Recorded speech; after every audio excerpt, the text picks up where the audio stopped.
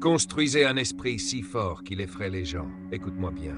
Tout ce que tu cherches à bâtir, chaque rêve que tu veux voir se matérialiser, chaque victoire que tu veux inscrire dans ta vie, commence d'abord dans un lieu invisible, ton esprit. Avant qu'une cathédrale ne s'élève vers le ciel, elle existe d'abord comme une esquisse dans l'imagination de l'architecte. Avant qu'une usine ne produise des millions de voitures, Henry Ford voyait déjà ses chaînes d'assemblage tourner dans le silence de son esprit. Avant que Thomas Edison n'offre la lumière au monde, il a d'abord combattu ses propres ténèbres intérieures, refusant de céder aux doutes et aux échecs répétés. L'esprit est le chantier originel. Il est le sol où se sèment toutes les victoires et toutes les défaites. Mais peu d'hommes et de femmes comprennent la puissance terrifiante d'un esprit discipliné, forgé comme une arme, construit avec une telle force qu'il impose le respect, qu'il dérange, qu'il effraie, même ceux qui n'ont jamais osé croire en eux-mêmes. Un esprit fort est un empire invisible. C'est une forteresse que personne ne peut pénétrer. Tu peux dépouiller un homme de ses biens, de son titre, de ses richesses, mais si son esprit demeure indestructible, il reconstruira tout, encore et encore. C'est ce que Napoléon Hill a tenté de graver dans les consciences. La pauvreté n'est pas l'absence d'argent, mais l'absence de conviction intérieure. Et la vraie richesse ne commence pas sur un compte bancaire, mais dans la manière dont tu penses, dans la clarté de ta vision, dans l'intensité de ton intention. Mais laisse-moi te dire une vérité que peu osent entendre. Construire un esprit de cette trempe n'est pas un acte paisible. C'est une guerre. Une guerre contre les distractions, contre les voix du doute, contre la société qui veut te formater, contre ton propre confort qui cherche à t'endormir. C'est une guerre contre la version médiocre de toi-même. Et dans cette bataille, tu dois être prêt à devenir ton propre général, à ordonner, à exiger, à diriger tes pensées comme une armée disciplinée. Regarde l'histoire. Abraham Lincoln n'a pas dirigé une nation déchirée simplement parce qu'il était élu. Il l'a fait parce qu'il avait forgé en lui une endurance mentale qui ne pliait ni sous l'échec, ni sous la douleur, ni sous la solitude. Andrew Carnegie n'a pas bâti des empires industriels simplement grâce à l'acier, mais parce qu'il voyait là où les autres étaient aveugles. Walt Disney n'a pas seulement dessiné des personnages, il a nourri un esprit si indomptable que même ruiné et rejeté, il persistait à croire en la réalité d'un monde que personne d'autre ne voyait encore. Un esprit puissant intimide parce qu'il expose la faiblesse de ceux qui n'ont jamais osé rêver à ce niveau. Lorsque tu avances avec une vision claire, tu forces les autres à se confronter à leurs propres excuses. Lorsque tu refuses de plier face à l'adversité, tu leur rappelles qu'ils ont cédé trop tôt. Voilà pourquoi un esprit fort dérange. Voilà pourquoi il effraie. Mais comment le bâtir? Comment transformer ce tumulte intérieur en une citadelle inébranlable? Cela commence par la conviction. Pas une conviction fragile, pas une croyance de surface, mais une certitude enracinée, profonde, implacable. Hill disait « Ce que l'esprit peut concevoir et croire, il peut l'accomplir. » Mais crois-tu vraiment? Crois-tu assez fort pour avancer même lorsque le chemin est obscur? Crois-tu assez pour travailler dans le silence alors que personne ne t'applaudit? Crois-tu assez pour t'accrocher quand tout autour de toi s'effondre? La conviction est le feu sacré. Elle est cette flamme intérieure qui ne s'éteint pas, peu importe la tempête. Mais elle doit être entretenue chaque jour, comme un feu qu'on alimente de bois sec. C'est pourquoi tu dois nourrir ton esprit d'images puissantes, de pensées nobles, de visions plus grandes que tes peurs. Tu dois faire taire le bruit du monde et écouter la voix de ton propre dessein. Ensuite vient la clarté. Un esprit fort n'est pas seulement résilient, il est clair. La plupart des gens vivent dans une brume mentale, sautant d'une distraction à une autre, incapables de définir ce qu'ils veulent vraiment. Mais toi, tu n'as pas ce luxe. Tu dois savoir où tu vas. Écris ta vision. Grave ton objectif dans ton esprit avec une précision telle qu'il devient une carte intérieure. Edison ne cherchait pas vaguement à inventer quelque chose. Il cherchait la lumière. Ford ne voulait pas seulement réussir. Il voulait que chaque famille puisse posséder une voiture. Leur clarté était leur pouvoir. Et puis il y a la discipline. Ah, la discipline.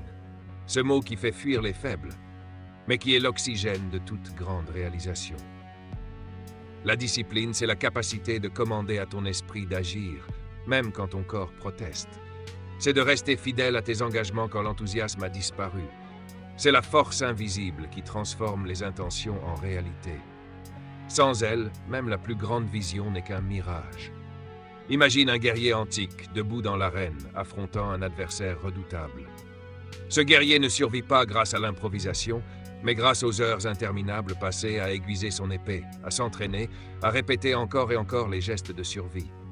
Ton esprit est ce guerrier. Et chaque habitude, chaque pensée répétée, chaque acte de discipline est un coup d'épée aiguisé qui le prépare pour la bataille. Mais ne te trompe pas, un esprit fort n'est pas un esprit rigide. Il sait plier sans se briser. Il sait s'adapter. La vie te testera. Elle changera les règles du jeu au moment où tu croiras les avoir comprises. Si tu es rigide, tu casseras. Mais si tu as bâti une force souple, si tu as appris à transformer chaque obstacle en leçon, chaque défaite en préparation, alors rien ne pourra t'arrêter. Et au cœur de tout cela, il y a la gratitude. La gratitude est souvent perçue comme douce, paisible, presque naïve. Mais la vérité, c'est qu'elle est une arme redoutable. Elle te garde ancré lorsque les vents du doute soufflent. Elle transforme les manques en opportunités. Elle te rappelle que même dans la tempête, tu as déjà des raisons de continuer. Edison disait « Je n'ai pas échoué. J'ai simplement trouvé 10 000 façons qui ne fonctionnent pas. » Voilà la gratitude, la capacité de voir dans chaque revers un pas de plus vers ta destinée. Écoute-moi bien. Si tu veux effrayer les gens, ne le fais pas avec ton apparence, ni avec tes mots. Effraie-les avec ton imperturbabilité. Effraie-les avec ton calme dans la tempête. Effraie-les avec ta détermination implacable. Effraie-les parce qu'ils verront dans tes yeux quelque chose qu'ils ne trouvent pas en eux, une certitude indestructible. Ce n'est pas le monde extérieur qui t'empêche de réussir, c'est le siège intérieur de ton esprit. Si tu le gagnes, tout le reste suivra. Les richesses, les relations, les victoires, la paix intérieure, tout découle de cette forteresse mentale que tu es en train de construire. Laisse-moi te dire quelque chose que peu de gens comprennent. Le monde ne respecte pas l'intention, il respecte l'exécution. Tu peux avoir les rêves les plus brillants, les idées les plus nobles, la vision la plus claire. Mais si tu n'as pas l'audace de transformer tout cela en action, ton esprit devient une prison dorée. C'est ici que beaucoup s'arrêtent. Ils rêvent, ils parlent, ils planifient, mais ils n'agissent jamais. Leur esprit reste une esquisse inachevée, comme une cathédrale dont les fondations s'effritent faute d'ouvriers. Pourtant, chaque homme et chaque femme qui a marqué l'histoire avait compris cette vérité brutale. L'action est le sceau de la conviction. Sans elle, la foi n'est qu'un murmure. Avec elle, elle devient une force qui déplace des montagnes. Pense à Edison, travaillant des nuits entières jusqu'à l'épuisement. Pense à Ford, refusant de céder quand ses ingénieurs disaient que son moteur à 8 cylindres en V était impossible. Pense à Disney, qui continuait à dessiner alors même que ses premiers studios faisaient faillite. Ce n'étaient pas des rêves stériles. C'étaient des visions mises en mouvement par des actes implacables. Mais l'action seule ne suffit pas. Si elle n'est pas guidée par une vision, elle s'éparpille. C'est pourquoi ton esprit doit être à la fois un champ de bataille et un gouvernail. Tu dois diriger ton énergie comme un laser, concentrée, précise. La puissance d'un rayon dispersé est insignifiante, mais concentrée, il peut découper l'acier. Voilà la différence entre un homme qui agit beaucoup mais ne crée rien, et un homme qui agit peu mais construit des empires. Et voici le secret. Tu dois devenir maître de ton temps, car le temps est la monnaie de ton esprit. Chaque minute dépensée est une brique posée quelque part. La question est, bâtis-tu ta propre forteresse ou es-tu en train de construire celle des autres? Les grandes figures de l'histoire n'étaient pas plus riches en heures que toi. Elles avaient les mêmes 24 heures, mais elles les ont sanctifiées, protégées, utilisées avec une intensité religieuse. Napoléon Hill disait que chaque homme paye le prix du succès ou celui de l'échec. Mais le prix est toujours payé en temps, en énergie, en discipline. L'esprit fort n'attend pas les circonstances idéales. Il agit avec ce qu'il a, là où il est, et transforme chaque jour ordinaire en une marche vers l'extraordinaire. Mais la route n'est pas droite. Elle est parsemée de détours, de coups bas, d'injustices, d'échecs cuisants. Et c'est là que la majorité renonce. Leur esprit n'était pas assez préparé. Leur mentalité était fragile, dépendante de conditions parfaites. Mais un esprit vraiment puissant ne dépend pas des conditions, il les transcende. Regarde Nelson Mandela, enfermé pendant 27 ans. Beaucoup auraient sombré dans l'amertume, la haine, le désespoir. Mais il a transformé cette captivité en une école intérieure. Son esprit est devenu si fort qu'en sortant, il n'était pas un prisonnier libéré, mais un roi en puissance. Voilà la différence. L'esprit forgé dans l'adversité ne sort pas affaibli, il sort affûté comme une lame. Et toi aussi, tu seras testé. La vie n'a pas de pitié pour les esprits mous. Elle t'enverra des tempêtes, elle t'arrachera des choses auxquelles tu tenais, elle placera devant toi des murs infranchissables. Mais chaque tempête est un examen. Chaque mur est une invitation à grandir. Si tu affrontes ces épreuves avec un esprit faible, tu t'effondres. Si tu les affrontes avec un esprit fort, tu les convertis en énergie, en sagesse, en puissance. Mais attention, la force de ton esprit ne vient pas seulement de la résistance. Elle vient aussi de l'ouverture. Les plus grands esprits ne sont pas ceux qui savent tout, mais ceux qui savent apprendre. Chaque jour est une salle de classe. Chaque rencontre est une leçon. Chaque échec est une bibliothèque ouverte. Si tu crois avoir tout compris, tu as déjà perdu. Mais si tu restes un éternel apprenant, ton esprit grandit, évolue, se transforme sans cesse. Hill parlait de l'esprit maître, l'alliance de plusieurs intelligences qui s'unissent dans un but commun. Aucun empire n'a été bâti par un homme seul. Carnegie avait ses ingénieurs, Ford avait ses collaborateurs, Edison avait ses équipes.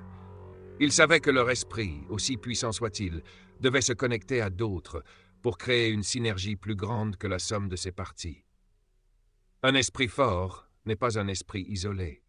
C'est un esprit qui sait s'entourer, qui sait s'inspirer, qui sait attirer d'autres forces à lui. Mais tout cela n'a de valeur que si ton esprit est gouverné par une intention juste. Car l'esprit fort, utilisé sans conscience, peut devenir destructeur. Regarde les tyrans, les manipulateurs, ceux qui ont utilisé leur intelligence pour dominer et détruire. Leur esprit était fort, mais il était corrompu. La vraie grandeur n'est pas dans la puissance brute, mais dans la puissance canalisée au service d'un dessein noble. C'est ici qu'entre la notion de vision. Pas une vision égoïste, mais une vision qui dépasse ton existence individuelle. C'est ce qui distingue un simple ambitieux d'un bâtisseur de civilisation. Tu n'es pas né pour accumuler des biens, pour courir après des plaisirs fugaces. Tu es né pour laisser une empreinte, pour contribuer à quelque chose qui survivra à ton souffle. Et ton esprit doit être construit autour de cette vision. Alors demande-toi, que veux-tu vraiment léguer? Quelle image de toi veux-tu graver dans le temps? Veux-tu être rappelé comme quelqu'un qui a suivi la foule ou comme quelqu'un qui a osé marcher seul? Comme quelqu'un qui a pris ou comme quelqu'un qui a bâti? Comme quelqu'un qui a vécu dans la peur ou comme quelqu'un qui a incarné la foi? Un esprit fort intimide, non pas parce qu'il crie ou qu'il impose par la force, mais parce qu'il rayonne une conviction inébranlable.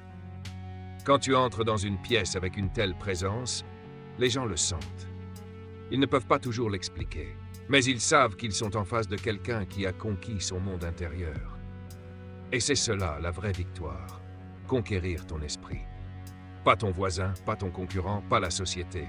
Toi, tes peurs, tes doutes, tes excuses, tes habitudes destructrices.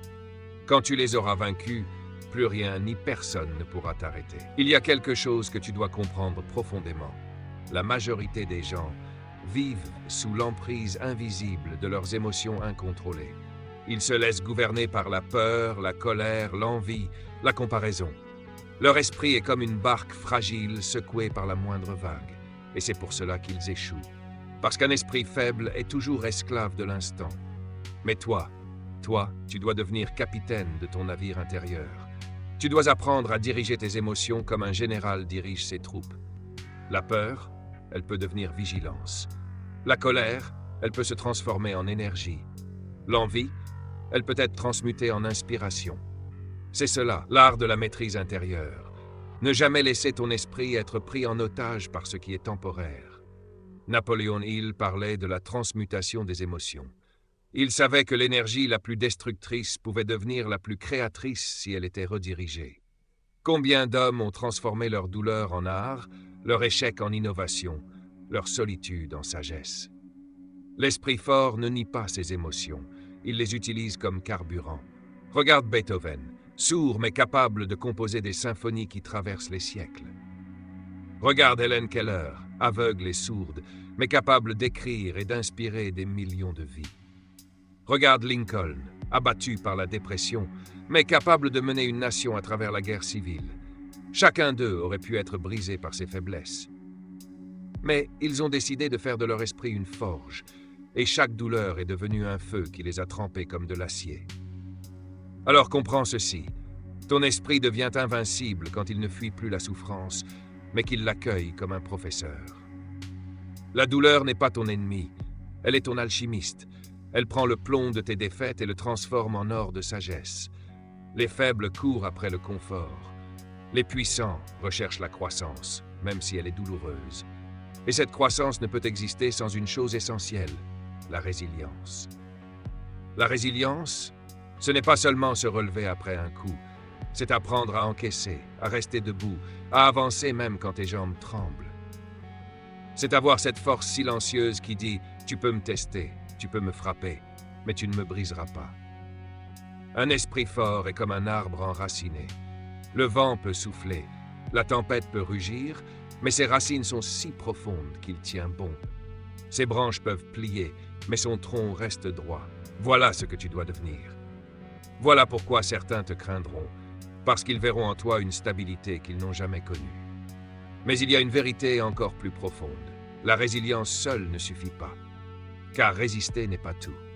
Il faut aussi avancer, croître, apprendre sans cesse. L'esprit fort est un esprit curieux. Il ne se repose pas sur ses acquis. Il cherche toujours à comprendre davantage, à explorer de nouvelles idées, à élargir ses horizons. L'ignorance est une prison, et celui qui cesse d'apprendre se condamne à une lente agonie intérieure. Regarde Léonard de Vinci. Son esprit n'était pas fort seulement parce qu'il peignait ou inventait. Il était fort parce qu'il refusait de s'arrêter à une seule discipline. Il voulait tout comprendre. L'anatomie, les machines, la peinture, les mathématiques, la nature. Voilà pourquoi il est encore cité 5 siècles plus tard. Son esprit n'était pas seulement brillant, il était insatiable. Et toi? Es-tu prêt à rester un éternel élève? Es-tu prêt à lire quand les autres s'endorment, à écouter quand les autres parlent, à observer quand les autres s'aveuglent? Un esprit qui cesse d'apprendre est comme une lame qui cesse d'être aiguisée. Il rouille, il se ternit, il devient inutile. Mais l'apprentissage ne se limite pas aux livres. La vie est le plus grand maître. Chaque revers est une leçon. Chaque critique, un miroir. Chaque adversaire, un professeur déguisé. Si tu oses ouvrir ton esprit, tu verras que même tes ennemis t'enseignent. Un esprit fort ne méprise pas la correction. Il ne fuit pas la vérité. Il l'accueille, il l'utilise, il la transforme en force. Et voilà un autre secret, l'humilité. Beaucoup confondent force et arrogance, mais un esprit arrogant est en réalité fragile. Il crie fort parce qu'il tremble à l'intérieur. L'esprit véritablement fort n'a pas besoin de prouver. Il n'a pas besoin d'écraser les autres.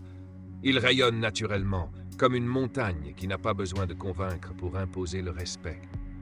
C'est pourquoi les plus grands leaders ne sont pas ceux qui cherchent la domination, mais ceux qui incarnent une conviction tranquille.